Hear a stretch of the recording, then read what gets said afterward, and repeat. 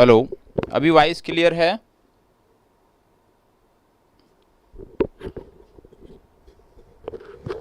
सुप्रभात जी, सुप्रभात। अभी वॉइस क्लियर है? एक बार कंफर्म करें वॉइस के लिए। ओके, चले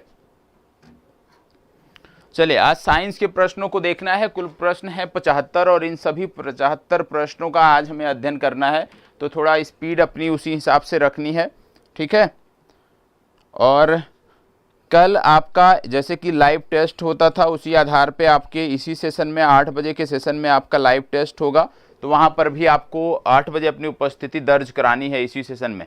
चलिए, पहला प्रश्न आपके सामने है और आज जो प्रश्न है विशेष रूप से वो जो रोग और उपचार वाला अध्याय है, जहाँ से 4 से 5 सेक्शन है, जीवाणु, विषाणु, इनके द्वारा जो रोग होते हैं, फिर कुछ मिसलेनियस टॉपिक हैं, तो उन सभी का यहाँ पे अध्ययन किया जाएगा। विशेष रूप से आप याद रखिएगा, आपकी पुस्तिका में कोई भी पुस्तक होगा, एक अध्याय है रोग एवं उपचार, और रोग एवं उपचार से संबंधित प्रश्न आपकी प्रत्येक परीक्षा में पूछे जाते हैं और उन्हीं से जुड़ा हुआ यहाँ पर आपको चर्चा देखने को मिलेगी। चलिए बताएं, बोला जा रहा पीला बुखार निम्नलिखित में से किसके द्वारा फैलता है? पीला बुखार निम्नलिखित में से किसके द्वारा फैलता है, आपको बताना है। पीला बुखार निम्नलिखित में से किसके द्वारा फैलता है, आपको बताना है। फास्ट जवाब दीजिएगा। पीला बुखार निम्नलिखित में से किसके द्वारा फैलता है? 4 विकल्प आपके सामने हैं, इन चारों में से जवाब देना है। आप सभी सी विकल्प बता रहे हैं, सी विकल्प बता रहे हैं। और कोई? चले, और कोई? सी विकल्प। डी वाले भी हैं, अमित गुप्ता जी डी विकल्प बता रहे हैं। और कोई? चले बताएं। देखो, यहां पे जब बात करते हैं पीला बुखार की, तो पीला बुखार जो है ना वायु द्वारा फैलता है, ना मक्खी द्वारा, ना जल द्वारा फैलता है। पीला बुखार की यदि हम बात करते हैं तो पीला बुखार जो फैलता है वो एक सूक्ष्म विषाणु होता है, और इस सूक्ष्म विषाणु का जो संवहन करने वाला होता है वो होता है एडीज इजिप्ट। तो याद रखिएगा, इसका सही विकल्प हो जाएगा डी विकल्प, ठीक है। और बार बार बोला हूं कि जहां पे उपयुक्त में से कोई नहीं डी विकल्प में दिया हो, तो ऐसे में ये विकल्प आप मत यहां पे जोड़िएगा, ठीक है, क्योंकि ये प्रत्येक प्रश्न में जोड़ा गया है आपकी परीक्षा की मांग को देखते हुए। तो इसका कारण क्या होता है? इसका कारण होता है एक सूक्ष्म विषाणु, और उस सूक्ष्म विषाणु का वाहक होता है एडीज इजिप्ट। तो ये आपको पता होना चाहिए, ठीक है। चले आगे बढ़ते हैं, इसको बताएं। निम्नलिखित में से कौन टाइगर मच्छरों द्वारा संचारित नहीं होता? इनमें से कौन सा है जो टाइगर मच्छरों द्वारा संचारित नहीं होता, बताएं। फास्ट जवाब दीजिएगा। इनमें से कौन सा रोग टाइगर मच्छरों द्वारा संचालित नहीं होता है? फास्ट जवाब दीजिएगा। आप जानते हैं टाइगर मच्छर की जब बात आती है तो इसको बोला जाता है एडीज एल्बोपिक्टस। क्या बोला जाता है? एडीज एल्बोपिक्टस, ठीक है। टाइगर मच्छर की बात करें या एडीज एल्बोपिक्टस की बात करें, दोनों बात एक ही है, ठीक है। अब यहां से आपको बताना है। चलिए फास्ट जवाब दीजिएगा।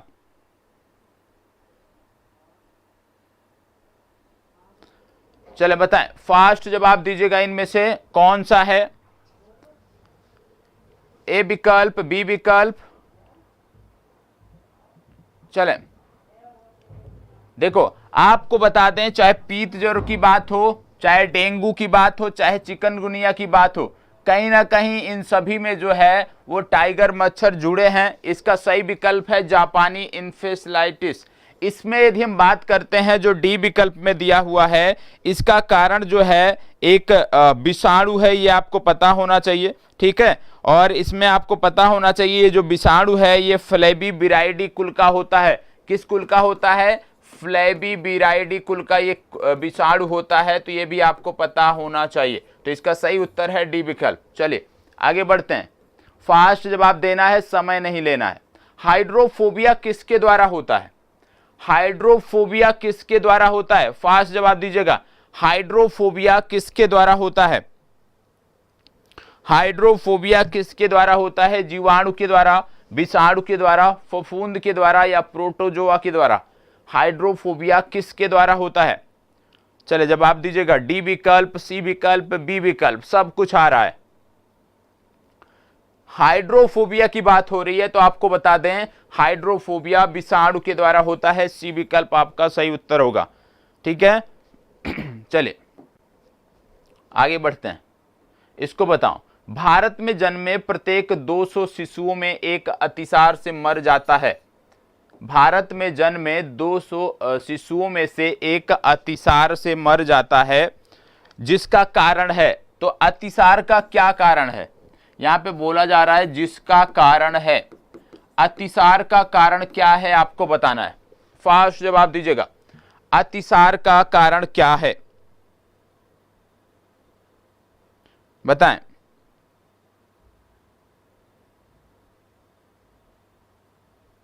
देखो याद रखिएगा, यदि वयस्कों में पूछा जाए तो आपको बताना है नोरोवायरस, क्योंकि ये वयस्कों में भी होता है। ठीक है, वयस्कों में भी ये जो अतिसार होता है ये होता है। तो वयस्कों में जो अतिसार होता है उसको बोला जाता है नोरोवायरस, लेकिन जो बच्चों में शिशुओं में होता है उसको बोला जाता है रोटावायरस। तो बी विकल्प आपका इसका सही उत्तर है। दोनों याद रखिएगा, नोरोवायरस और रोटावायरस। इसके साथ साथ आपको याद रखना है कि विषाणुओं, जीवाणुओं और परजीवी तीनों से ये फैलता है।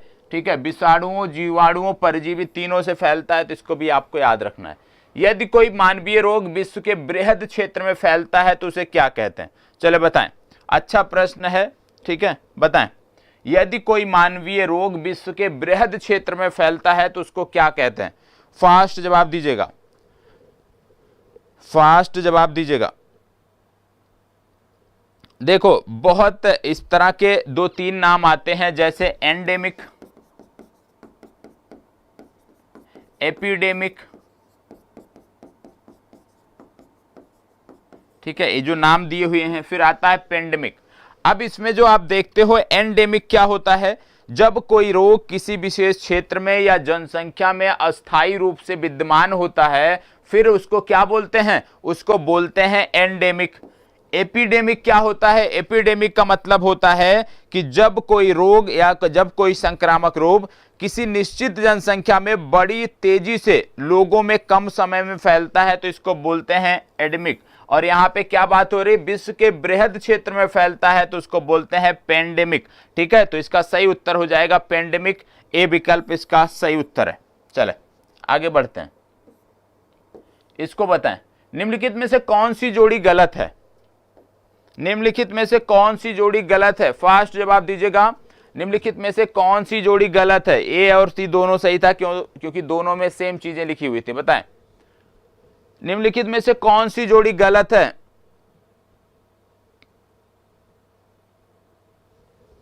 फास्ट जवाब दीजिएगा।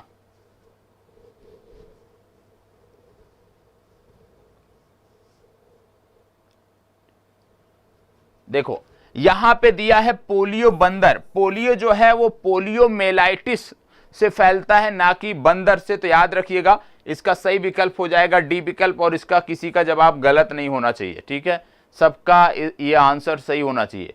एड्स विषाणु में क्या होता है, अच्छा प्रश्न है, बताएं। एड्स विषाणु में क्या होता है, एड्स विषाणु में क्या होता है आपको बताना है, बताएं। DNA plus protein, RNA plus protein, या आरएनए प्लस डीएनए, या केवल डीएनए, बताएं। एड्स विषाणु में क्या होता है, एड्स विषाणु में क्या होता है आपको बताना है। चले ए विकल्प बता रहे हैं, ज्यादातर आप में से ए विकल्प का चुनाव कर रहे हैं। देखो यहां पे क्या बोला जा रहा है, एड्स विषाणु में क्या होता है, तो एड्स विषाणु में होता है आरएनए प्लस प्रोटीन। सी विकल्प आपका सही उत्तर है। आरएनए प्लस प्रोटीन, सी विकल्प आपका सही उत्तर है। एड्स विषाणु में आरएनए प्लस प्रोटीन होता है। चलिए आगे बढ़ते हैं। निम्नलिखित में से किस रोग को एंटीबायोटिक्स द्वारा ठीक नहीं किया जा सकता। इनमें से कौन सा रोग है जिसको एंटीबायोटिक्स के द्वारा ठीक नहीं किया जा सकता, आपको बताना है। बताएं कौन सा रोग है जिसको एंटीबायोटिक्स के द्वारा ठीक नहीं किया जा सकता। फास्ट जवाब दीजिएगा।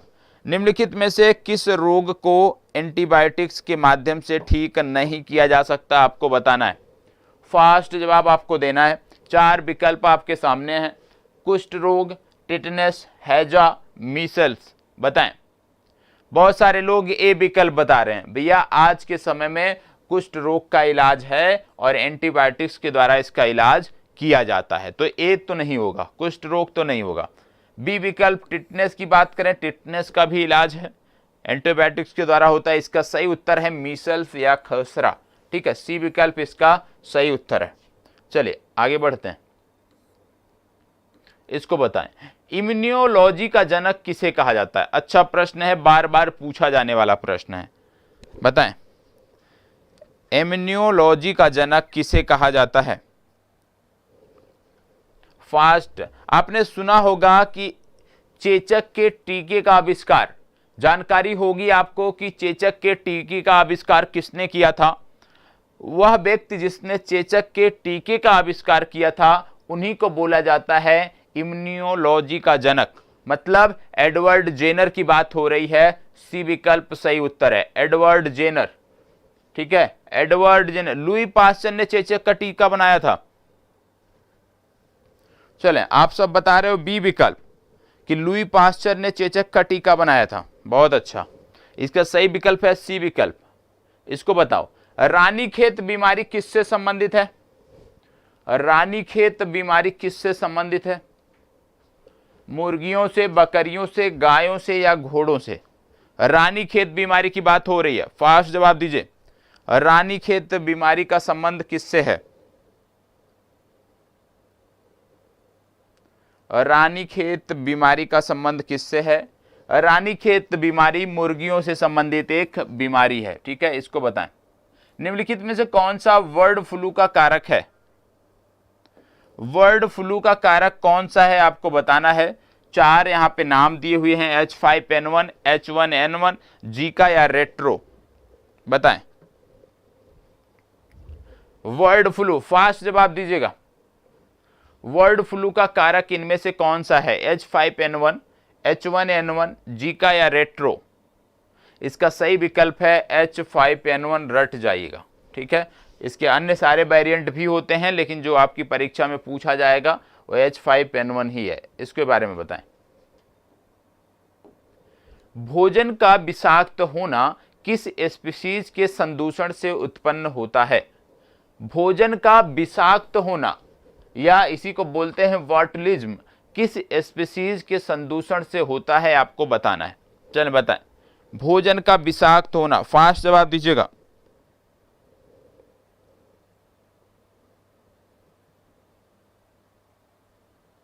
चलें, फास्ट जवाब दीजिएगा।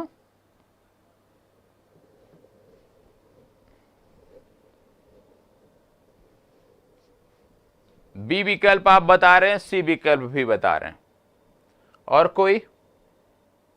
इसका सही उत्तर है सी विकल्प। आपको बता दें, यह एक ग्राम पॉजिटिव जो है जीवाणु होता है और इसी के विष के द्वारा जो है भोजन हमारा विषाक्त होता है। सी विकल्प आपका सही उत्तर है, क्लोस्ट्रीडियम। इसको बताएं, डीपीटी का टीका निम्नलिखित में से किसकी सुरक्षा हेतु दिया जाता है? बहुत कॉमन सा प्रश्न है, सिंपल सा प्रश्न है, लेकिन पूछा जाने वाला प्रश्न है। बताएं, डीपीटी का टीका किसके लिए दिया जाता है? तुरंत जवाब दीजिएगा, ये बहुत कॉमन सा प्रश्न है। बताएं, डीपीटी का टीका किसके लिए दिया जाता है? 3 बीमारियां संबंधित हैं, 3 संक्रमण के लिए यह दिया जाता है, वो कौन कौन सा है? बताएं। बी विकल्प भी आ रहा है, टीबी, पोलियो, डिप्थीरिया, बहुत सही, बहुत शानदार। चलें, और कोई? यहां पे बात हो रही है डीपीटी की। डीपीटी का जो टीका है आप जानते हैं डिप्थीरिया, कुकर खांसी और टिटनेस के लिए दिया जाता है, याद रखिएगा। सी विकल्प सही उत्तर है, ठीक है, डिप्थीरिया, कुकर खांसी और टिटनेस। चलिए आगे बढ़ते हैं, इसको बताओ, नवजात शिशुओं को ट्रिपल एंटीजन वैक्सीन निम्नलिखित में से किन रोगों के प्रतिरक्षित करने के लिए लगाई जाती है? इसका जवाब दीजिए। नवजात शिशु को ट्रिपल एंटीजन वैक्सीन निम्नलिखित में से किस रोगों से प्रतिरक्षित करने के लिए लगाई जाती है? आपको बताना है, फास्ट जवाब दीजिएगा, फास्ट जवाब दीजिएगा। चलो बताएं।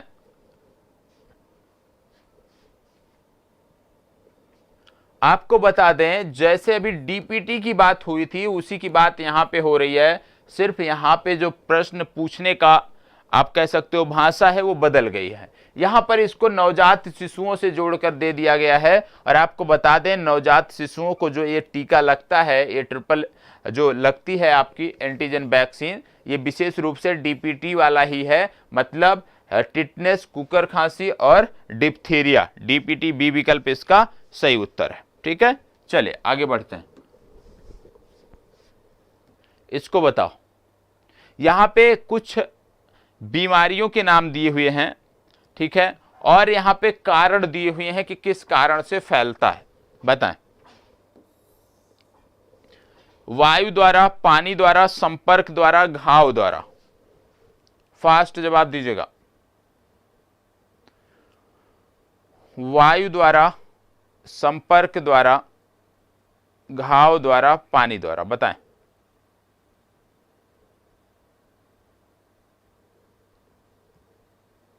फास्ट जवाब दीजिएगा। देखो, देना तो सभी को जवाब है, ठीक है, फास्ट जवाब दीजिए।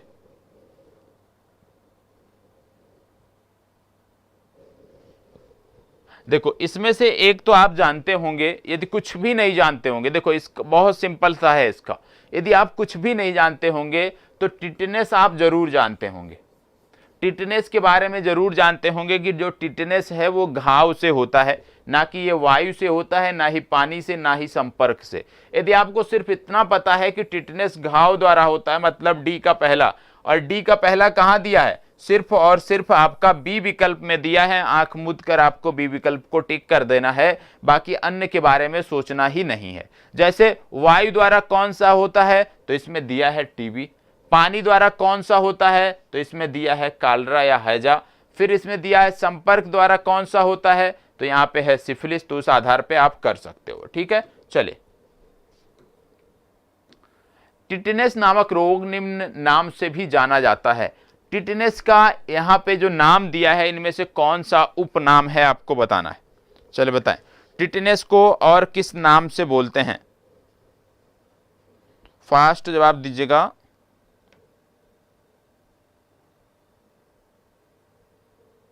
आपको बता दें, टिटनेस जो है वो क्लोस्ट्रीडियम टिटेनी नामक जीवाणु से होता है, ठीक है, और इसको लॉकजा भी बोलते हैं, लॉकजा भी इसको बोलते हैं, और इसी को धनुष टंकार भी बोलते हैं। तो लॉकजा या धनुष टंकार या टिटनेस एक ही नाम है, ठीक है। तो सी विकल्प इसका सही उत्तर है। इसको बताएं, बीसीजी का टीका निम्न में से किसके लिए लगाया जाता है। बीसीजी बहुत कॉमन सा नाम है, आपने जरूर सुना होगा, बीसीजी। बताएं, बीसीजी का टीका किसके लिए लगाया जाता है। बीसीजी का फुल फॉर्म भी आपको पता होगा, बैसिलस कॉलमेट ग्यूरिन। बैसिलस कॉलमेट ग्यूरिन की बात हो रही है, किसके लिए लगाया जाता है आपको बताना है। फास्ट जवाब दीजिएगा। डी विकल्प, बी विकल्प वाले भी दिख रहे हैं कुछ लोग, मनोहर यादव, बी विकल्प। देखो, यहां पे बात हो रही है बीसीजी की, तो बीसीजी जो है वो शिशु के जन्म के तुरंत बाद लगाया जाता है, और यह जो टीका है ये विशेष रूप से इसको बोलते हैं तपेदिक या राजएक्जिमा या टीबी, ठीक है। तो तपेदिक, राजएक्जिमा या टीबी के लिए लगाया जाता है। डी विकल्प आपका सही उत्तर है, ठीक है। चले, इसको बताओ, छिछले हैंडपंप से पानी पीने वाले लोगों को नीचे लिखे सभी रोगों की होने की संभावना है सिवाय किसके। इसमें से एक रोग कोई ऐसा है जो छिछले पानी से नहीं होता है, बाकी अन्य रोग जो है वो पानी से जुड़े हुए हैं। तो आपको बताना है वो रोग कौन सा है जो पानी से नहीं होता है, बताएं। फास्ट जवाब दीजिएगा। फास्ट जवाब दीजिएगा। आप सभी जवाब दे रहे हैं, बेहतर। कुछ लोग टाइफाइड बता रहे हैं, भैया टाइफाइड जो है ना ये दूषित जल से होता है, तो टाइफाइड आप नहीं टिक कर सकते, टाइफाइड गलत जवाब है। इसका सही उत्तर है फ्लोरोसिस, ठीक है, ये आपको पता होना चाहिए। डी विकल्प आपका सही उत्तर है। चाहे जॉन्डिस की बात हो, चाहे हैजा की बात हो, चाहे टाइफाइड की बात हो, ये सभी के सभी छिछले पानी से हो सकते हैं। कौन सा रोग कवक के कारण होता है? देखो आपको ना कुछ चीजें रटनी है। देखिए क्या क्या रटनी है, मैं आपको कल जानकारी दे दूंगा। कुछ रोग होते हैं जो विषाणु द्वारा होते हैं, उनको रट जाना है। कुछ रोग जो हैं वो जीवाणु द्वारा होते हैं, उनको रट जाना है। और कुछ रोग कवक के द्वारा होते हैं, उनको भी रट जाना है। और ये 3 कैटेगरी याद रहनी चाहिए, क्योंकि परीक्षा में कई बार जो है ऐसे दे के पूछ लिया जाता है 4 रोगों का नाम कि इनमें से कौन सा जीवाणु द्वारा होता है या कौन सा विषाणु द्वारा होता है। बताएं कौन सा रोग कवक के कारण होता है? इसमें कवक के कारण कौन सा रोग होता है? देखो पोलिया जो है ये कवक के द्वारा नहीं होता, हैजा भी कवक के द्वारा नहीं होता। तो त्वचा का प्रदाह, त्वचा से संबंधित जो रोग हैं वो कवक के द्वारा होते हैं। बी विकल्प आपका सही उत्तर है। इसको बताओ निम्नलिखित में से कौन सा कवक जनित है? फिर पूछ लिया गया कि कौन सा इनमें है जो कवक जनित रोग है, आपको बताना है। बताएं फास्ट जवाब, इनमें से कौन सा है जो कवक जनित रोग है? प्रत्युजता, वर्णांधता, एड्स या गंजापन? फास्ट जवाब दीजिएगा, फास्ट जवाब दीजिएगा।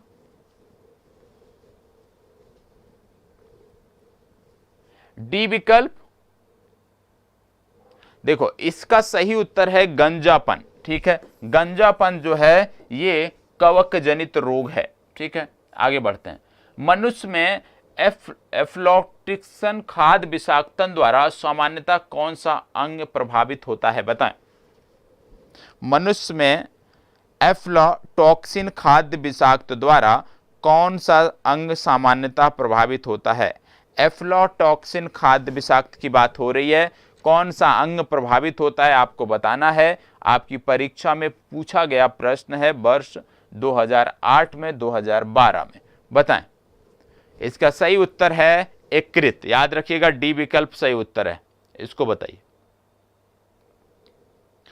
निम्नलिखित में से कौन सा प्लाज्मोडियम परजीवी का वाहक है? किसी का गलत नहीं होना चाहिए, ये किसी का गलत नहीं होना चाहिए। कौन सा प्लाज्मोडियम परजीवी का वाहक है? बताएं किसी का भी गलत नहीं होना चाहिए। ए विकल्प, डी विकल्प भी आ रहा है।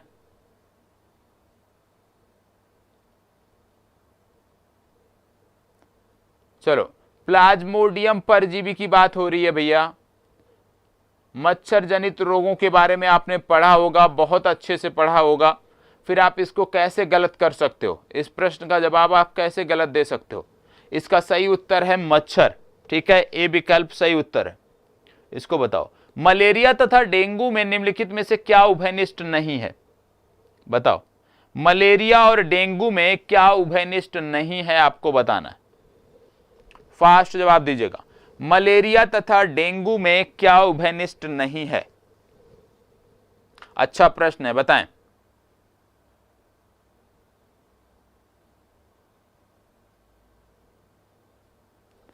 आपने कुछ मच्छरों के नाम सुने होंगे, जैसे मादा एनाफिलीज मच्छर, मादा क्यूलेक्स फेंटिगेंस मच्छर, मादा एडीज इजिप्ट मच्छर। सबसे पहली बात, चाहे मलेरिया हो चाहे डेंगू हो, ये सभी के सभी जो रोग हैं ये मादा मच्छर के काटने से होते हैं। और जब बात करते हैं मलेरिया की, तो मलेरिया मादा एनाफिलीज मच्छर के काटने से होता है। जबकि डेंगू की जब बात करते हैं तो 2 मच्छर यहाँ पे आते हैं, मादा एडीज इजिप्टी और मादा क्यूलेक्स फेंटिगेंस। तो याद रखिएगा, क्योंकि यहाँ पे ज्वर दोनों में आता है, मानव प्रजाति को दोनों प्रभावित करते हैं, दोनों में मच्छर के काटने से होता है। लेकिन अंतर क्या है? अंतर है मच्छर प्रजाति का। ठीक है, डेंगू में अलग मच्छर है और जब आप बात करते हो मलेरिया में तो वहां पे मच्छर अलग है। तो डी विकल्प इसका सही उत्तर है। इसको बताओ,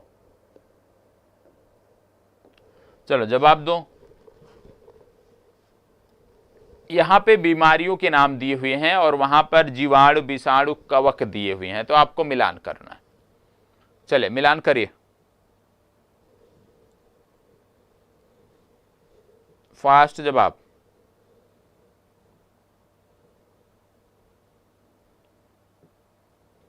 अभी यदि आपने चर्चा ध्यान से सुना होगा तो आप इसका बेहतर जवाब दे सकते हैं, चर्चा ध्यान से नहीं सुना होगा तो आप इसका जवाब नहीं दे सकते।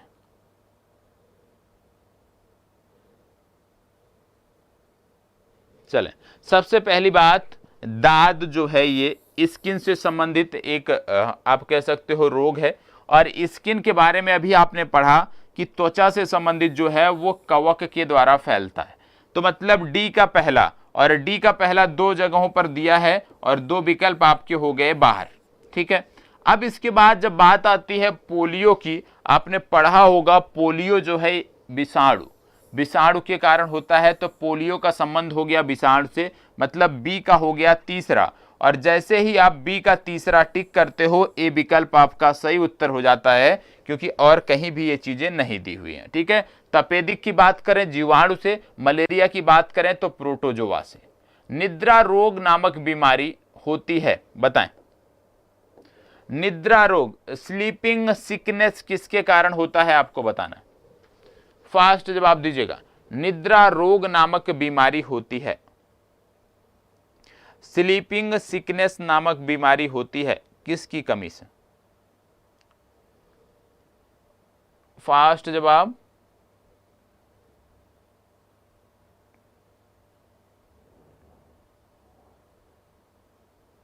देखो ये होता है ट्रिपैनोसोमा के कारण, तो इसका सही जवाब है डी विकल्प। ठीक है, चले आगे बढ़ते हैं। निम्नलिखित भारत में मलेरिया के 65% रोगियों के लिए निम्नलिखित में से कौन परजीवी उत्तरदायी है, मतलब भारत में जो मलेरिया का कारण है वो कौन सा परजीवी है आपको बताना है, बताएं। भारत में ज्यादातर मामलों के लिए कौन सा परजीवी जिम्मेदार है ये आपको बताना है, फास्ट जवाब दीजिएगा। ए विकल्प पी मलेरी, कुछ लोग बी विकल्प वाले हैं, कुछ लोग डी विकल्प वाले हैं।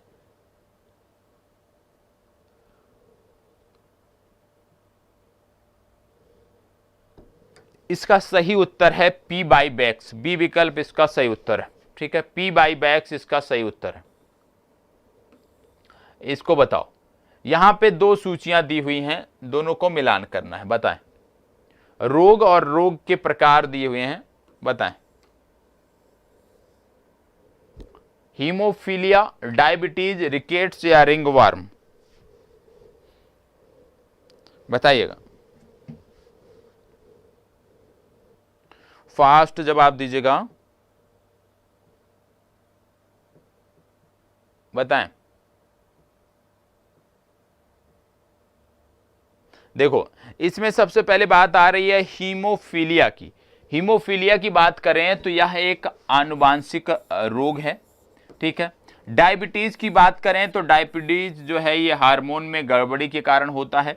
तो पहले का दूसरा, बी का तीसरा, पहले का दूसरा, बी का तीसरा। ठीक है, मतलब दो विकल्प आपके हो गए बाहर, सी और डी, ए और बी में से आपका उत्तर होगा। फिर बात हो रही है रिकेट्स की। रिकेट्स के बारे में आप जानते होंगे कि हीनता जन्य एक रोग है। ठीक है, और रिंग वार्म की यदि हम बात करें तो ये कवकी संक्रमण है, तो इस आधार पे आप टिक कर सकते हैं। इतना याद रखिएगा, त्वचा से संबंधित कुछ भी पूछा जाए तो कवक संक्रमण ही होगा, ये आपको याद रखना है। हीमोफीलिया एक आनुवांशिक विकार है जो उत्पन्न करता है, बताएं। हीमोफीलिया एक आनुवांशिक विकार है जो उत्पन्न करता है, फास्ट जवाब दीजिएगा। हीमोफीलिया एक आनुवांशिक विकार है जो उत्पन्न करता है।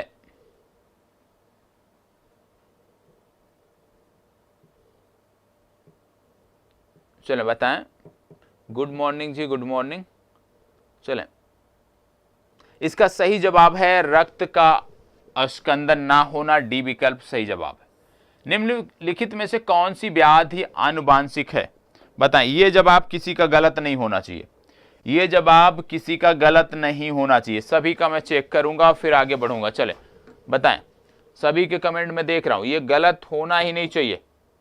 चलें, ए विकल्प, डी विकल्प, बहुत अच्छा, श्वेता कुमारी जी बहुत शानदार। और कोई, और कोई?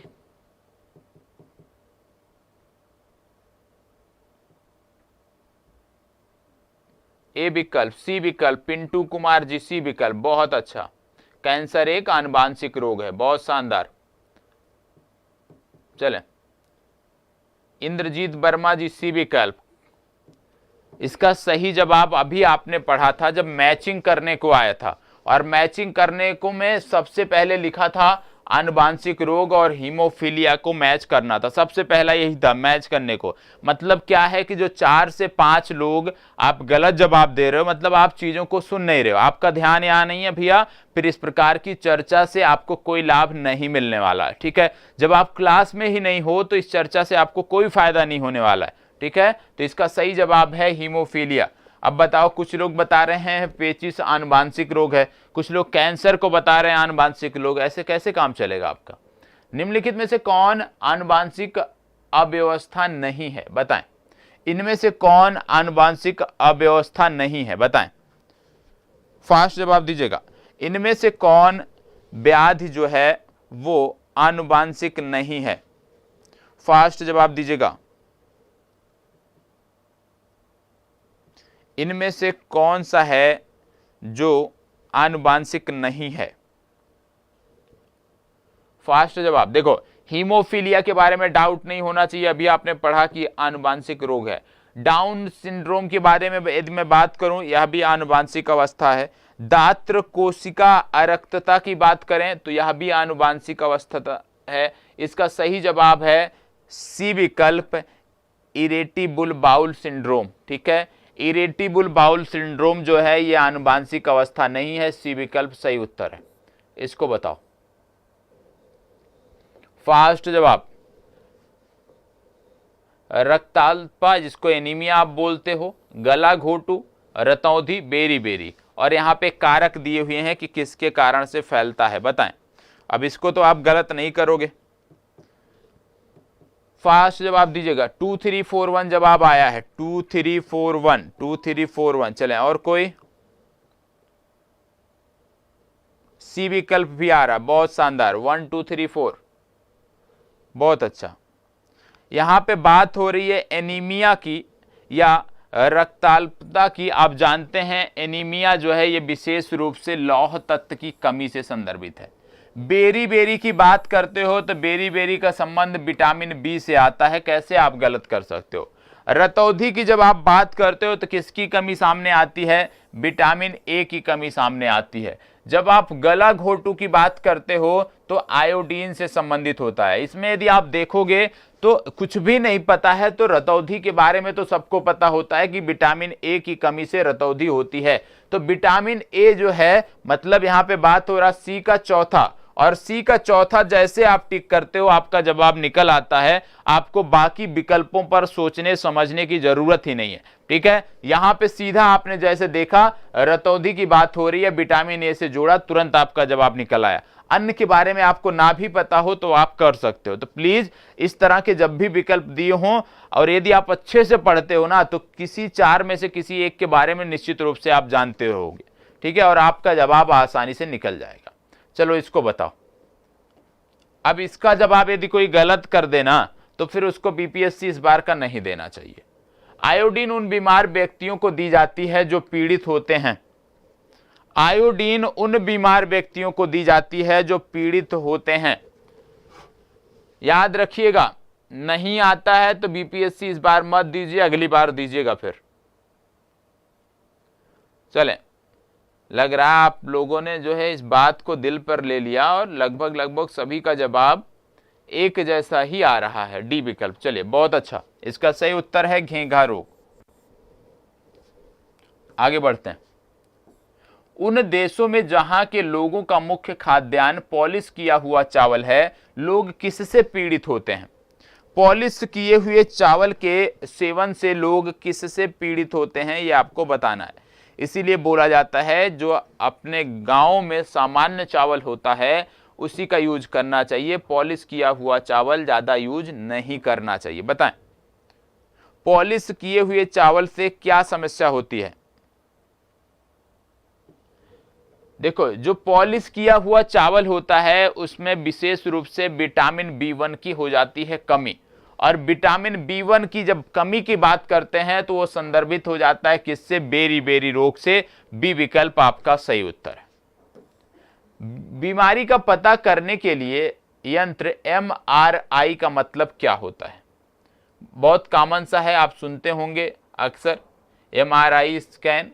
तो MRI होता क्या है आपको बताना है। विशेष रूप से मस्तिष्क से संबंधित जांच के लिए इसका प्रयोग किया जाता है। तो MRI क्या है? फास्ट जवाब दीजिएगा, फास्ट जवाब दीजिएगा। MRI क्या है?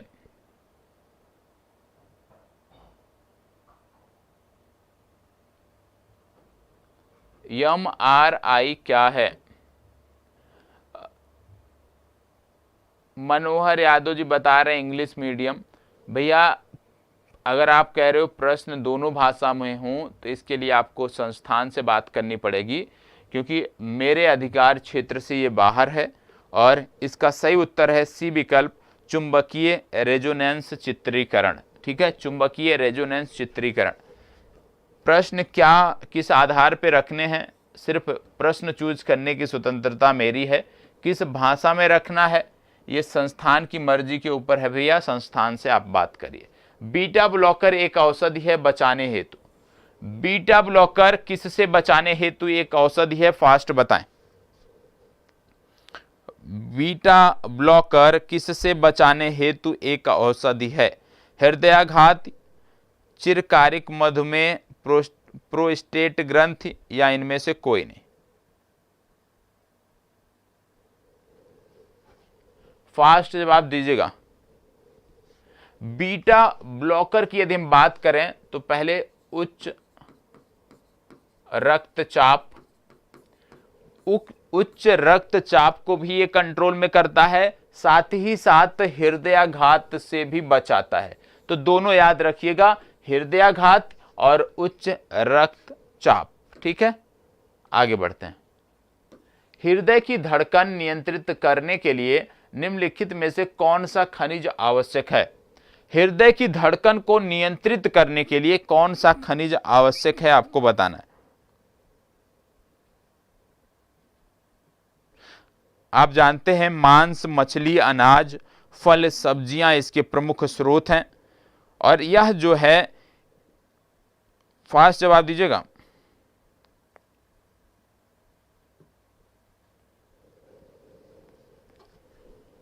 इसका सही जवाब है पोटेशियम। ठीक है, सी विकल्प सही उत्तर है। इसको बताएं, निम्नलिखित में कौन सा पोटेशियम अल्पता से संबंधित है?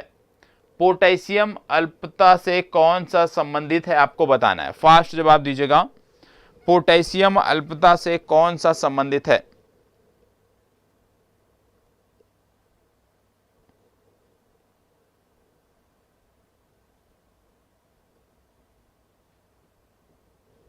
फास्ट जवाब दीजिएगा। आपको बता दें कि हमारे शरीर को प्रतिदिन 2 ग्राम जो है वो पोटेशियम चाहिए होता है। और पोटेशियम की कमी की जब बात करते हैं तो आप कह सकते हो रक्ताल्पा इसका निम्न रक्तचाप इससे संबंधित है। ठीक है, बी विकल्प इसका सही उत्तर है और इसी को बोलते हैं लो ब्लड प्रेशर। ठीक है, बी विकल्प इसका सही उत्तर है। इसको बताओ, रक्त कैंसर या जिसको ल्यूकेमिया बोलते हैं कि रोकथाम में प्रयोग किए जाने वाला रेडियो समस्थानिक कौन सा है? रक्त कैंसर में प्रयोग किया जाने वाला रेडियो समस्थानिक कौन सा है आपको बताना है। रक्त कैंसर की रोकथाम में प्रयोग किए जाने वाला रेडियो समस्थानिक कौन सा है? फास्ट जवाब दीजिएगा।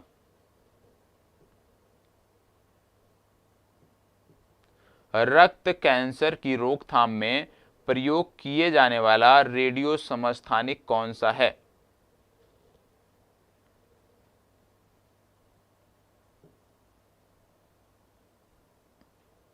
फास्ट जवाब दीजिएगा।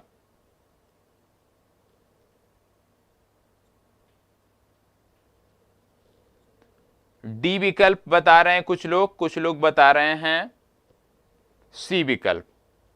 देखो, बात हो रही है रक्त कैंसर के रोकथाम के लिए, तो रक्त कैंसर के रोकथाम में प्रयोग किए जाने वाला जो समस्थानिक है उसकी बात करें तो आपकी परीक्षा में एक बार यह प्रश्न पूछा गया था। तो यहाँ पे दोनों विकल्प टिक किए गए थे, याद रखिएगा, फास्फोरस 32 और कोबाल्ट 60, याद कर लीजिएगा दोनों को। फास्फोरस 32 का भी प्रयोग किया जाता है, कोबाल्ट 60 का भी प्रयोग किया जाता है। तो याद रखना है आपकी यहां जब परीक्षा में 2018 में यह प्रश्न पूछा गया था तो ई विकल्प को टिक किया गया था। तो याद रखिएगा ई विकल्प आपका सही उत्तर होगा। ठीक है, मान लीजिए आप किसी ऐसे राज्य विशेष की परीक्षा देते हो जहां पर ई विकल्प नहीं है, तो सबसे पहले आप कोबाल्ट 60 को टिक करोगे, विकल्प में दिखता है, और कोबाल्ट 60 नहीं दिखता है तो फास्फोरस 30 को टिक करोगे। तो दोनों को याद रखना है, कोबाल्ट 60 और फास्फोरस 32। निम्नलिखित में से किसका उपयोग रक्त कैंसर के उपचार में किया जाता है, वही बात यहां पे हो गई। ठीक है, इसको बताओ। ल्यूकेमिया एक प्रकार का कैंसर है जिसमें असाधारण बढ़ोतरी किसकी होती है, मतलब रक्त कैंसर में किसकी असाधारण बढ़ोतरी होती है, बताएं। फास्ट जवाब दीजिए। रक्त कैंसर में किसकी असाधारण बढ़ोतरी होती है?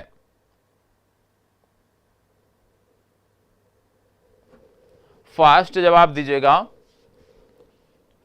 सी विकल्प आप बता रहे हो। देखो, रक्त कोशिकाओं में क्या होता है, जो श्वेत रक्त कोशिकाएं होती हैं उनकी संख्या जो है वो आवश्यकता से ज्यादा हो जाती है, असामान्य ढंग से बढ़ने लगती है। तो इसका सही विकल्प है डी। ठीक है, चले आगे बढ़ते हैं। सेरेब्रल पाल्सी एक मस्तिष्क संबंधी विकार है जो सामान्यतः पाया जाता है किसमें, बताएं। यह मस्तिष्क संबंधी जो विकार है ये किसमें पाया जाता है, आपको बताना है। फास्ट जवाब दीजिएगा। यह मस्तिष्क संबंधी जो विकार है ये किसमें पाया जाता है, आपको बताना है। सेरेब्रल पाल्सी की बात हो रही है। फास्ट जवाब दीजिएगा। ए विकल्प, बी विकल्प। इसको बोलते हैं मस्तिष्क पक्षाघात, याद रखिएगा। ठीक है, और यह विकार विकसित होते मस्तिष्क के जो मोटर कंट्रोल सेंटर है उसमें हुई क्षति के कारण होता है, और यह बीमारी मुख्यतः गर्भधारण, बच्चे के जन्म के समय और 3 वर्ष तक की आयु के बच्चों को होता है। तो सी विकल्प इसका सही उत्तर है। इसको बताओ। एल्जाइमर रोग में मानव शरीर का कौन सा अंग प्रभावित होता है? एल्जाइमर अक्सर आप सुनते होंगे एल्जाइमर के बारे में, और विशेष रूप से वृद्ध जनों के संदर्भ में इसको आप अक्सर सुनते होंगे, बताएं। एल्जाइमर नामक रोग जो है वो किस अंग को प्रभावित करता है, आपको बताना है।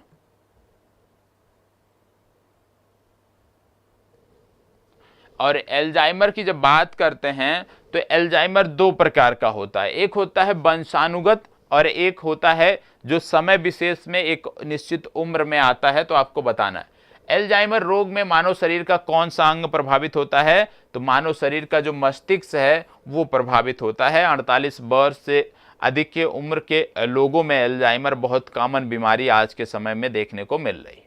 इसको बताओ। यहाँ पे कुछ बीमारियों के नाम दिए हुए हैं और यहाँ पे कुछ कारक के नाम दिए हुए हैं, बताएं। फास्ट जवाब दीजिएगा। फास्ट जवाब दीजिएगा।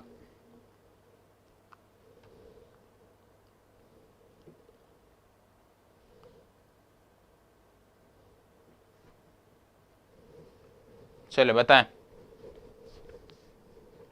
1 2 3 4। देखो यहाँ पे सबसे पहले यदि मैं बात करूं टीबी की बात कर लूं, टीबी के बारे में, क्योंकि कई बार बात हुई है, तो आप जानते हो टीबी का संबंध क्या है, जीवाणु संक्रमित बीमारी है टीबी। हेपेटाइटिस की यदि हम बात करते हैं, हेपेटाइटिस बी की, ये विषाणु संक्रमित है। तो यदि हमें इतना पता है कि जीवाणु संक्रमित बीमारियां, जैसे अभी मैंने आपको बोला ना कि आपको कुछ रट जाना है कुछ बीमारियों के बारे में, कि जीवाणु से कौन सी बीमारियां होती हैं, विषाणु से कौन सी होती हैं, कवक से कौन सी होती हैं। यदि आप वो रट कर बैठे हैं तो इसका जवाब आप बहुत आसानी से दे सकते हैं, क्योंकि ये दो आपके निकल जाएंगे। तो इसमें यदि हम देखें तो सी का तीसरा और डी का चौथा हो रहा है, और ये सिर्फ और सिर्फ दो विकल्पों में दिया है, ए और बी में। अब बात आती है मैरेस्म। इसकी यदि हम बात करें तो यह दीर्घकालिक उपवास के कारण होता है, तो इसका ए विकल्प है, और इस आधार पे आप ए विकल्प को टिक कर सकते हो, ठीक है। और प्रोटीन की अल्पता के कारण यदि हम बात करें तो क्वासियोरकर जो बीमारी है वो प्रोटीन की अल्पता के कारण होती है। इसको बताओ। रेटिना अपवृद्धि है, रेटिना अपवृद्धि क्या है? फास्ट जवाब दीजिएगा। रेटिना अपवृद्धि क्या है?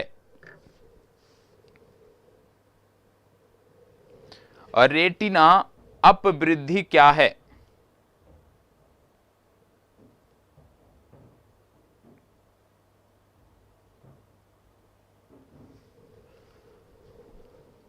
फास्ट जवाब दीजिएगा। रेटिना अपवृद्धि की बात करें तो यह अग्र मस्तिष्क पक्ष की वृद्धि है, और इसी को बोलते हैं, तो इसका सही विकल्प हो जाएगा सी विकल्प, ठीक है। चले, मनुष्य की आंख में प्रकाश तरंगे किस स्थान पर स्नायु उद्योगों में परिवर्तित हो जाती हैं? बताएं। मनुष्य की आंख में प्रकाश तरंगे किस स्थान पर स्नायु उद्योगों में परिवर्तित हो जाती हैं, आपको बताना है। फास्ट जवाब दीजिएगा।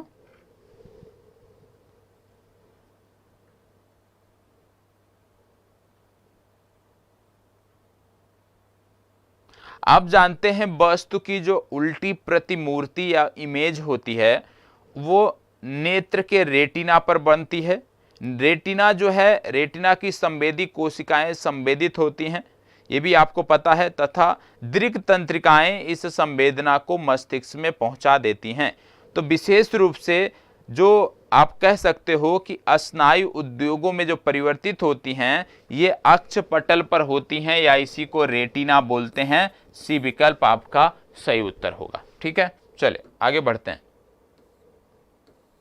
यदि आंख का लेंस अपारदर्शी हो जाए तो आंख का रोग कहा जाता है। यदि आंख का लेंस अपारदर्शी हो जाए तो आंख का रोग क्या कहा जाता है? बताएं। यदि आंख का लेंस अपारदर्शी हो जाए तो आंख के रोग को क्या कहते हैं? निकट दृष्टि, दृष्टि वैषम्य, या ग्लूकोमा, या मोतियाबिंद? फास्ट जवाब दीजिएगा। इसका सही उत्तर है मोतियाबिंद। डी विकल्प इसका सही उत्तर है। इसको बताओ। मदिरा के अतिशय सेवन से कौन सा रोग होता है? मदिरा के अतिशय सेवन से कौन सा रोग होता है? बताएं। प्रश्न अच्छा है। ल्यूकर पॉलिसी आजकल चर्चा में है, हर जगह तो पूछा जाने वाला प्रश्न है। बताएं।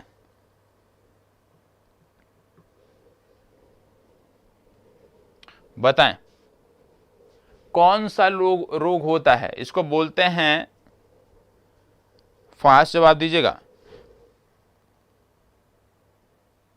इसको बोलते हैं लीवर सिरोसिस। क्या बोलते हैं? लीवर सिरोसिस या यकृत का शोषण रोग। तो याद रखिएगा, लीवर सिरोसिस या यकृत का शोषण रोग। इसको बताओ। ओरल सबन्यूकस फाइब्रोसिस बीमारी का कारण क्या है? बताएं। ओरल सबम्यूकस फाइब्रोसिस बीमारी का कारण क्या है? फास्ट जवाब दीजिएगा।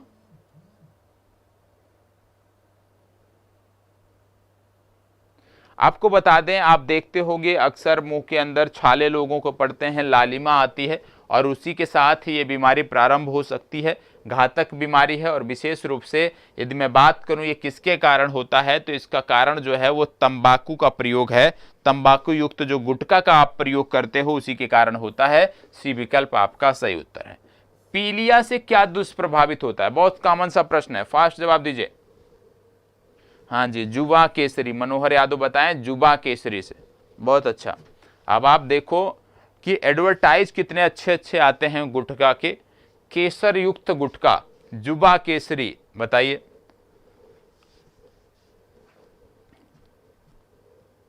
इस तरह से लोगों को अट्रैक्ट किया जाता है, इसको बताएं। पीलिया से दुष्प्रभावित क्या होता है? पीलिया से दुष्प्रभावित होता है यकृत, सी विकल्प सही उत्तर है। इसको बताओ, निम्नलिखित में से कौन संक्रामक बीमारी नहीं है? इनमें से कौन सी संक्रामक बीमारी नहीं है? फास्ट, हमें 75 कवर करना है, 25 प्रश्न हमारे और बचे हुए हैं, तो थोड़ा सा फास्ट आ जाइए। बताएं, निम्नलिखित में से कौन सी संक्रामक बीमारी नहीं है? फास्ट जवाब, बहुत अच्छा। शोभा भारती जी का जवाब आया है ई विकल्प, क्योंकि ये सभी के सभी क्या हैं? ये संक्रामक बीमारी हैं, तो ई विकल्प आपका सही उत्तर है। मुर्गियों के रिकेट्स रोग किस विटामिन की कमी के कारण होते हैं? बताएं, फास्ट जवाब दीजिएगा। मुर्गियों में रिकेट्स रोग किस विटामिन की कमी के कारण होते हैं? आप जानते हैं रिकेट्स जो रोग है ये मुर्गियों के साथ साथ मनुष्यों में भी होता है, ठीक है, मनुष्यों में भी देखने को मिलता है। हड्डियां कमजोर हो जाती हैं इससे, और हड्डियों की जब बात आती है तो इसका संबंध किससे हो जाएगा? रिकेट्स का संबंध, इसका संबंध हो जाएगा विटामिन डी से। याद रखिएगा, विटामिन डी इसका सही उत्तर है। चले इसको बताओ, ब्राइट्स रोग शरीर के किस भाग को प्रभावित करता है? बताओ, ब्राइट्स रोग शरीर के किस भाग को प्रभावित करता है? इसी को बोलते हैं यूरेमिया, याद रखिएगा, ब्राइट्स रोग को यूरेमिया भी बोलते हैं। चलें, और जो व्यक्ति इससे प्रभावित होता है उसके रुधिर में यूरिया की जो मात्रा है वो बढ़ जाती है। तो किस अंग को प्रभावित करता है ये आपसे पूछा जा रहा है, फास्ट जवाब दीजिए। ये प्रभावित करता है गुर्दे को, ठीक है, तो याद रखिएगा गुर्दे को प्रभावित करने वाला यह एक रोग है। इसको बताओ, मैड काऊ रोग का कारक क्या है? अक्सर आप सुनते होंगे इसके बारे में, मैड काऊ रोग। मैड काऊ रोग का कारक क्या है? मवेशियों में आप जानते हैं होता है, विशेष रूप से मस्तिष्क को प्रभावित करने वाला एक रोग है, ठीक है, बताएं।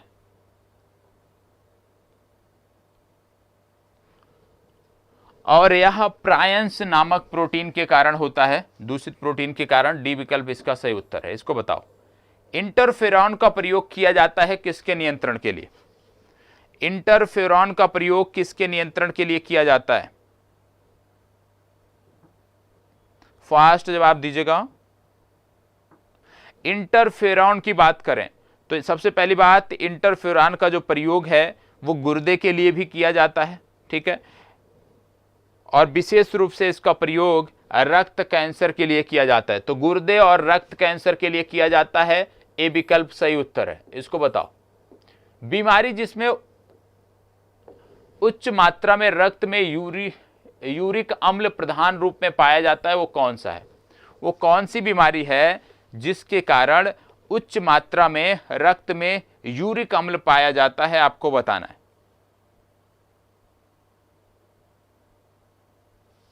और ये जो रोग है ये खून में यूरिक अम्ल के बढ़ने के कारण होता है, और आप देखते होंगे बहुत सामान्य सा रोग है। आप भी देखते होंगे, आपके भी घर परिवार में जो बुजुर्ग होते हैं, जो ओल्ड एज लोग होते हैं, इससे प्रभावित होते हैं, और इसको बोलते हैं गठिया रोग, ठीक है, बी विकल्प आपका सही उत्तर है। तो याद रखिएगा, गठिया रोग किससे होता है? रक्त में यूरिक अम्ल की मात्रा बढ़ जाने के कारण होता है।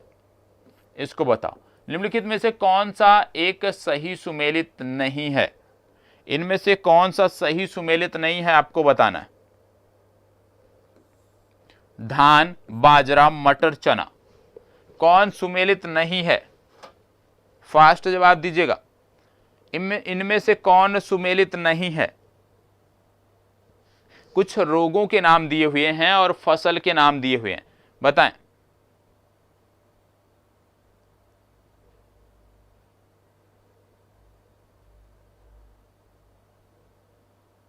देखो, यहां पे यदि मैं बात करूं तो हरित बाल जो रोग है ना, ये होता है बाजरे में, याद रखिएगा, हरित बाल रोग कौन सा सही सुमेलित नहीं है?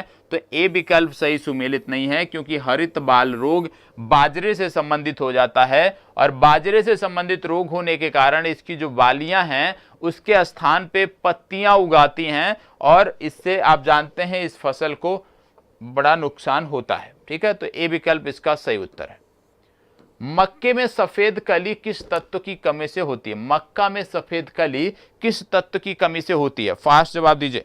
मक्का में सफेद कली किस तत्व की कमी से होती है?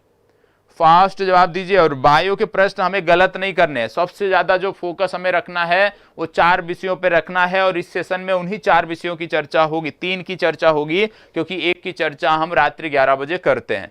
3 कौन कौन से? बिहार राज्य विशेष की रेगुलर चर्चा होगी, इतिहास की होगी और साथ ही साथ सामान्य विज्ञान की होगी। इन तीनों की ही चर्चा होगी और इन तीनों से संदर्भित प्रश्न हमें हर हालत में सही करने हैं। बताएं, मक्का में सफेद कली, बताएं इसका जवाब दीजिए। इसका सही उत्तर है सी विकल्प, बी विकल्प, जिंक। जिंक की वजह से होता है, इसको बताओ। पौधे में व्हाइट बड रोग किसकी कमी से होता है? पौधे में व्हाइट बड रोग किसकी कमी से होता है, आपको बताना है। पौधे में व्हाइट बड रोग किसकी कमी के कारण से होता है, आपको बताना है। इसका सही जवाब है जिंक। जिंक की कमी से होता है। ठीक है, चले आगे बढ़ते हैं। गेहूं पर पाए जाने वाले 2 प्रमुख कवक रोग कौन से हैं? आप सभी किसान, ज्यादातर छात्र किसान परिवार से होंगे, तो बताएं गेहूं पर पाए जाने वाले 2 प्रमुख कवक रोग कौन से हैं? फास्ट जवाब दीजिएगा। गेहूं पर पाए जाने वाले 2 कवक रोग कौन से हैं? फास्ट जवाब। देखो ये प्रतिष्ठा की बात है, गलत नहीं होना चाहिए। अमित गुप्ता जी ए विकल्प, अजीत पांडे जी बी विकल्प, सोनाली जी ए विकल्प, कोमल कुमारी बी विकल्प। बी विकल्प वाले ज्यादा दिख रहे हैं। देखो इसका सही उत्तर है काला किट और स्मट। ठीक है, ए विकल्प सही उत्तर है। काला किट और स्मट इसका सही उत्तर है, ये आपको पता होना चाहिए। ठीक है, चले आगे बढ़ते हैं। सुनहरे चावल में बीटा कैरोटीन जीन कहां से आता है? फास्ट बताएं, सुनहरे चावल में बीटा कैरोटीन जीन कहां से आता है? 4 विकल्प दिए हैं और इन चारों में से आपको चुनाव करना है। सुनहरे चावल में बीटा कैरोटीन जीन कहां से आता है?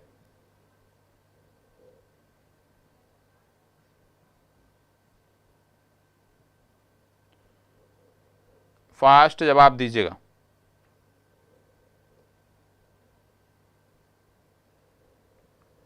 सुनहरे चावल में बीटा कैरोटीन जीन कहां से आता है? इसका सही जवाब हो जाएगा डैफोडिल। ठीक है, डैफोडिल इसका सही जवाब होगा। ठीक है, चलिए आगे बढ़ते हैं। इसको बताओ, जेम्स डी वाटसन तथा फ्रांसिस क्रिक ने किसकी खोज की थी? बताएं, अच्छा प्रश्न है। जेम्स डी वाटसन तथा फ्रांसिस क्रिक ने किसकी खोज की थी? बहुत अच्छा प्रश्न है, इसके बारे में निश्चित रूप से आपको जानकारी होनी चाहिए। बताएं किसकी खोज की थी? इसका सही उत्तर है डीएनए की संरचना। ठीक है, डीएनए की संरचना की खोज वाटसन तथा क्रिक ने की थी। इसको बताओ, डीएनए के द्विहेलिक्स प्रारूप को पहली बार किसने प्रस्तावित किया?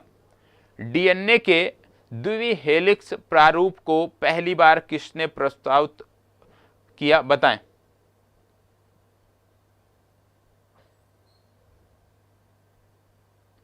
फास्ट जवाब दीजिएगा। यहां पे बात हो रही है द्वि संरचना प्रारूप की बात हो रही है डीएनए की, तो इसका जो संबंध है वो भी वाटसन तथा क्रिक से है। ए विकल्प सही उत्तर है। इसको बताओ, कोलेस्ट्रॉल है एक, कोलेस्ट्रॉल क्या है? कीटनाशी, विटामिन, एस्टेरॉयड या एंजाइम? बताएं। और आप जानते हैं ये कोशिका में पाया जाता है तथा रक्त प्लाज्मा में संचालित होता है। बताएं कोलेस्ट्रॉल के बारे में। कोलेस्ट्रॉल एक एस्टेरॉयड है, ये आपको पता होना चाहिए। सी विकल्प सही उत्तर है। इसको बताओ। डॉक्टरों द्वारा, फास्ट जवाब दीजिएगा, डॉक्टरों द्वारा मरीजों के उदर के अंदर का परीक्षण एंडोस्कोप द्वारा किया जाता है, जो निम्नलिखित में से किस सिद्धांत पर कार्य करता है। एंडोस्कोपी जो आप कराते हैं या एंडोस्कोप जो होता है वो किस सिद्धांत पर कार्य करता है, ये आपको बताना है। और एंडोस्कोपिक जो तकनीक है ये पेट या शरीर के अन्य आंतरिक अंगों के अन्वेषण के लिए प्रयुक्त किया जाता है। किस सिद्धांत पर आधारित होता है आपको बताना है। सी विकल्प, सी विकल्प, और कोई? ये जो आधारित होता है ये पूर्ण आंतरिक परावर्तन पर आधारित होता है। और पूर्ण आंतरिक परावर्तन की जब बात करते हैं तो यहां पे प्रकाश का सफल आंतरिक परावर्तन दिया है। सी विकल्प आपका सही उत्तर होगा। ठीक है, इसको बताओ।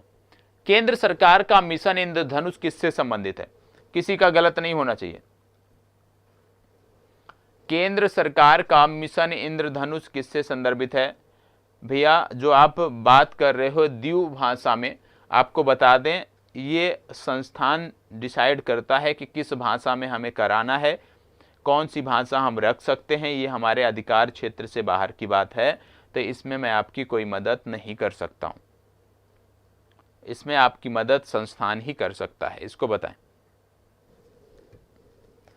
केंद्र सरकार द्वारा मिशन, अब देखो यहां पर भी आप गलत जवाब दे रहे हो। मिशन इंद्रधनुष आज चलाया गया था, बहुत पहले से मिशन इंद्रधनुष चल रहा है, तो प्लीज गलत जवाब मत दीजिए इसका।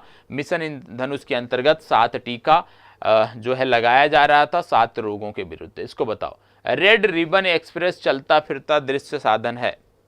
रेड रिबन एक्सप्रेस चलता फिरता दृश्य साधन है किसके लिए? किसके जागरूकता के लिए रेड रिबन एक्सप्रेस चलाया जाता है? बताएं। रेड रिबन एक्सप्रेस किसकी जागरूकता के लिए चलाया जाता है? बी विकल्प, पल्स पोलियो के लिए। बहुत अच्छा अमरदीप जी, बहुत शानदार। इंद्रजीत जी बहुत शानदार, बहुत बेहतर।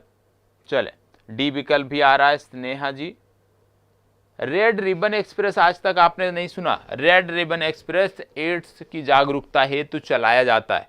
ठीक है, और जब विश्व एड्स दिवस आएगा उस दौरान निश्चित रूप से आप देखोगे कि भारत के कुछ शहरों में जहां पर सबसे ज्यादा मामले देखने को मिलते होंगे उन क्षेत्रों में रेलवे के द्वारा, भारत सरकार के स्वास्थ्य मंत्रालय द्वारा इस एक्सप्रेस को चलाया जाता है। इसको बताओ। फेरोमोन्स सामान्यतः उत्पन्न किया जाता है। फेरोमोन्स सामान्यतः उत्पन्न किया जाता है किसके द्वारा? फेरोमोन्स सामान्यतः उत्पन्न किया जाता है किसके द्वारा? फास्ट जवाब दीजिए। फेरोमोन्स की बात हो रही है। फेरोमोन्स जो है ये कीटों द्वारा उत्पन्न किया जाता है। इसको बताओ। आयोडीन प्राप्त होता है किससे? आयोडीन किससे प्राप्त होता है?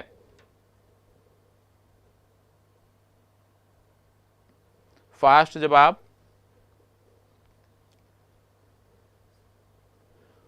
आयोडीन किससे प्राप्त होता है? आप जानते हैं समुद्री जल में आयोडीन प्रचुर मात्रा में पाया जाता है।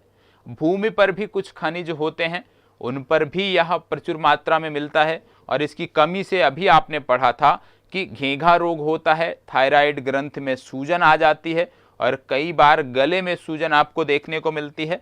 तो यहाँ पे बात हो रही है आयोडीन की। आयोडीन जो है वह एक शैवाल से भी पाया जाता है और उस शैवाल का नाम है लैमिनेरिया। तो याद रखिएगा, आयोडीन खनिज जो है वो चट्टानों से भी मिलता है। बहुत सारे खनिज चट्टान है पृथ्वी पर और ये शैवालों से भी प्राप्त होता है जिसका नाम है लैमिनेरिया। इसको बताओ। चलो फास्ट जवाब दीजिएगा। यहां पे 2 सूचियां दी हैं, इनको मिलान करना है। त्वचा कैंसर, ध्वनि प्रदूषण, वैश्विक तापन, ओजोन छिद्र, और यहां पे क्लोरोफ्लोरोकार्बन, पराबैंगनी प्रकाश, डेसिबल, कार्बन डाइऑक्साइड। फास्ट जवाब दीजिएगा। चले फास्ट जवाब इसका दीजिए।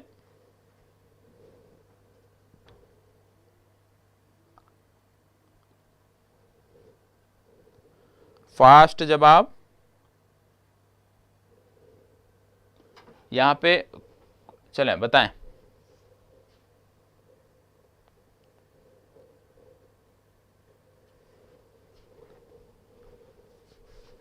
देखो इसका सही जवाब क्या होगा। सबसे पहले आपको पता है त्वचा कैंसर, त्वचा कैंसर की जो संबंध है वो है पराबैंगनी किरणों से।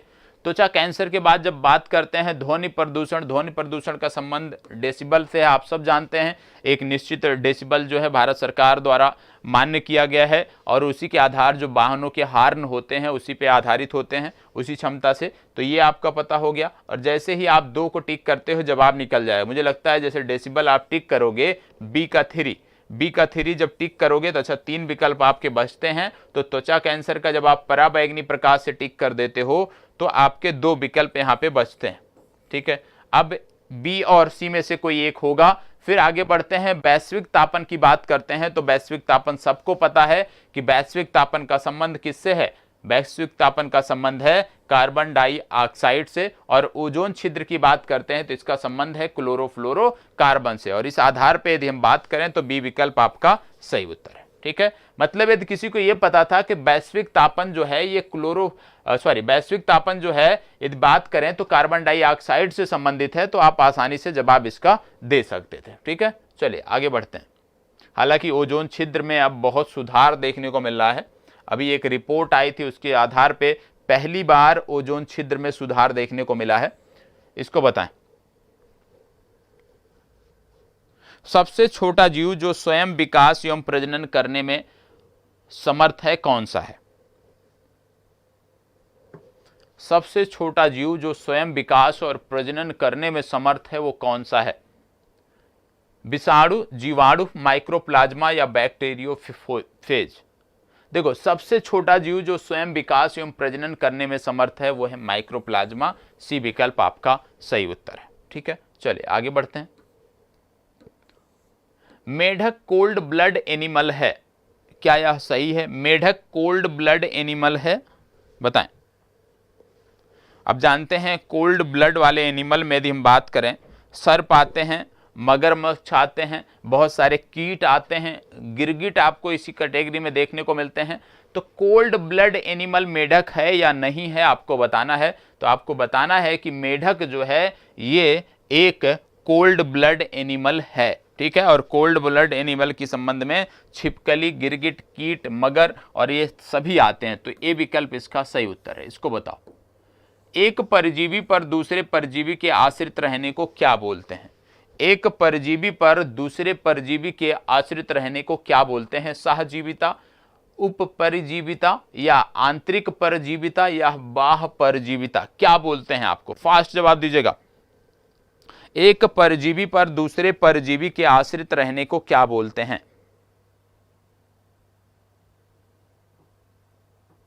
और आप जानते हो इसमें क्या होता है, जो दूसरा परजीवी होता है वो पहले परजीवी से अपनी भोजन की जरूरतें पूरी करता है। तो इसका सही विकल्प हो जाएगा बी विकल्प, उपपरजीविता। ठीक है, इसको बताओ। कृत्रिम रेशम का निम्नलिखित नाम भी है, इनमें से कौन सा नाम कृत्रिम रेशम का है आपको बताना है। आप जानते हैं सिंथेटिक फाइबर होता है यह, तो इनमें से कौन सा नाम है आपको बताना है। कृत्रिम रेशम का कौन सा नाम है। इसका नाम है रेयान। ठीक है, रेयान इसका नाम है। इसको बताओ।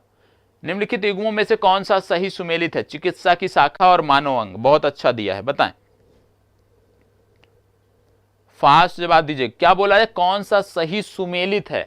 मतलब 3 यहां पे गलत दिए हैं, एक ही कोई सही सुमेलित है वो आपको बताना है। फास्ट जवाब दीजिएगा।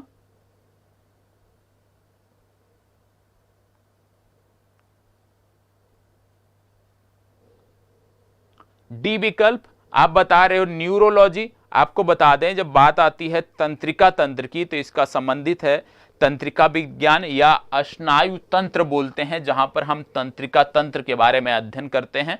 ठीक है, न्यूरोलॉजी यदि हम बात करें तो ये मस्तिष्क से संबंधित होता है। ठीक है, बाकी अन्य जो सही हैं वो सही सुमेलित है। ठीक है, चलिए तो आज के जो प्रश्न थे उनकी चर्चा यहीं पे समाप्त होती है।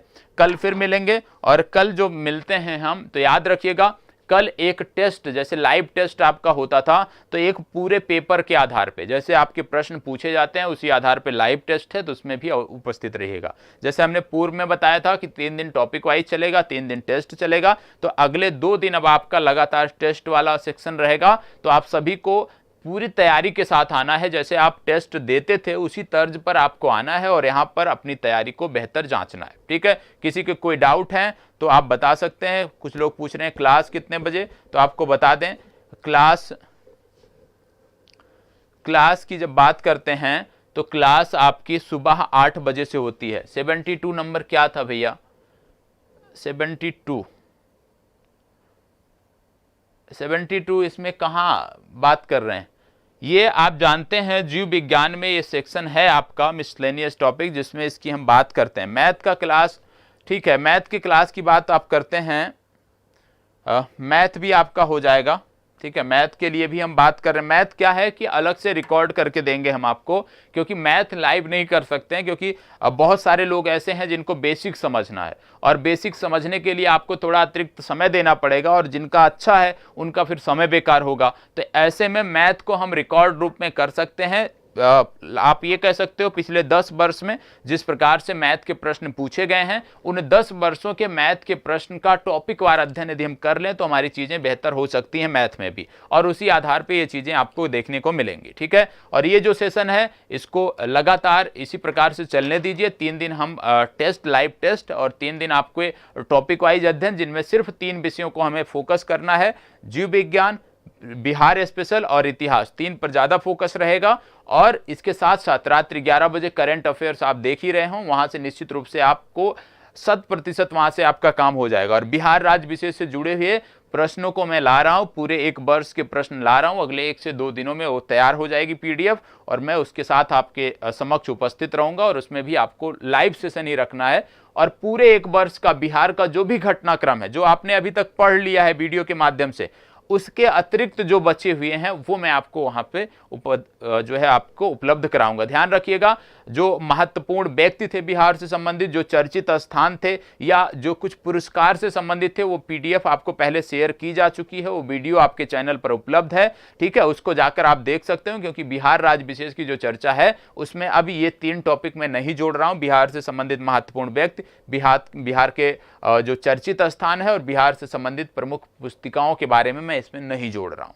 इसको आप वहां पूर्व की जो वीडियो है लगभग 15 दिन पहले शेयर की गई है, वहां से आप देख लीजिएगा। बाकी उसके बाद के जो घटनाक्रम है, लगभग 100 से 150 घटनाक्रम बनेंगे, उन सभी को, विशेष रूप से योजनाओं की बात कर रहा हूं, उन सभी को जोड़कर मैं एक संपूर्ण वीडियो ले आऊंगा, वहां से आपकी चीजें हो जाएंगी बिहार स्पेशल के लिए। ठीक है, रही बात राष्ट्रीय अंतरराष्ट्रीय घटनाक्रम की और मिसलेनियस टॉपिक की, उसके बारे में रात्रि 11 बजे क्लास चल रही है, उसी में हम चीजों को देखेंगे। ठीक है, चलिए, धन्यवाद, बहुत बहुत आभार।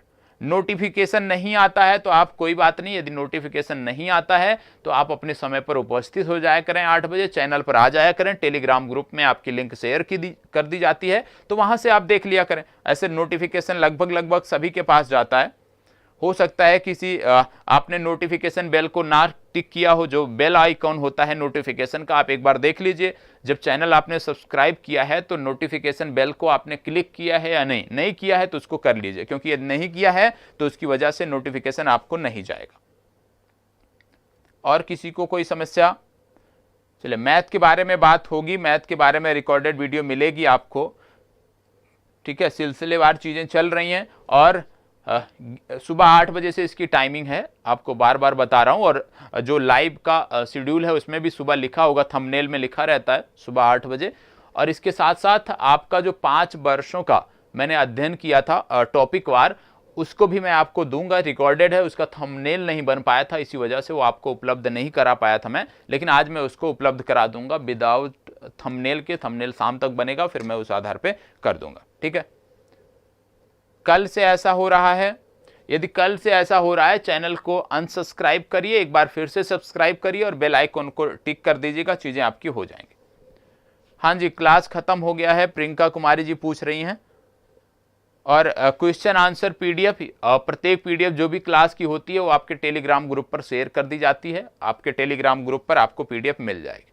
ठीक है, चलिए, धन्यवाद, बहुत बहुत आभार आप सभी का। कल पुनः इसी समय पर जुड़ें और जो आपकी तैयारी है उसको देखिए, विधिवत तरीके से देखिए और जो कमियां हैं उनको दूर करने का प्रयास करें, ठीक है। और एक चीज और ध्यान में रखिएगा, जब आप अनसॉल्व खरीदते हैं ना तो किसी मानक संस्थान का खरीदिएगा, जो अनसॉल्व पेपर आप खरीदते हैं या प्रैक्टिस सेट खरीदते हैं, क्योंकि बिहार से संबंधित बहुत सारे लोगों ने प्रैक्टिस सेट तैयार किए हैं और उनमें बहुत सारी त्रुटियां हैं। मेरे पास भी 4 से 5 प्रैक्टिस सेट हैं और उसमें बहुत सारी त्रुटियां हैं, ठीक है। तो प्रैक्टिस सेट जब आप लेते हैं, मैं क्योंकि किसी का मैं नाम यहां पे नहीं ले सकता हूं कि कौन सही है कौन गलत है, तो ध्यान रखिएगा जिसमें ज्यादा कमियां मिलती हों उस प्रैक्टिस सेट को नहीं लगाना है, ठीक है। जिसमें आप 1-2 कमियां आप पहचान लेते हैं उस प्रैक्टिस सेट को नहीं लगाना है, ठीक है। क्योंकि 1-2 आप पहचान लेते हैं, बहुत सारी ऐसे प्रश्न होंगे जिनके बारे में आपको हो सकता है उतनी बेहतर जानकारी ना हो और वहां से आप गलत जानकारी जो है संग्रह कर लें, तो वो चीजें ठीक नहीं है। तो प्रैक्टिस सेट जब आप लगाएं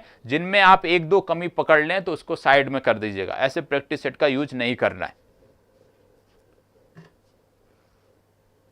हाँ जी, साइंस का सबका है। साइंस में क्या है, साइंस में कुछ पोर्टल, जैसे आपने आज जो देखा रोग और उपचार, आपने पूरा कवर कर लिया। विषाणु से संबंधित रोग, जीवाणु से संबंधित रोग, कवक से संबंधित रोग और फफूंद, ये सारा आपने कवर कर लिया। तो रोग और उपचार से संबंधित जो फैक्ट थे वो आपने आज अच्छे से कवर किए हैं। अब आपकी जिम्मेदारी बनती है कि रोग और उपचार से संबंधित फैक्ट को जाकर आपके पास जो भी पुस्तक है ना उससे 1 बार 2 बार अच्छे से पढ़ लेना है, ठीक। और बार बार मैं कहता हूं पूर्वालोकन ले लीजिए, पूर्वालोकन को बार बार रिवाइज करना है। जितना पूर्वालोकन रिवाइज करेंगे उतनी चीजें आपकी बेहतर होंगी।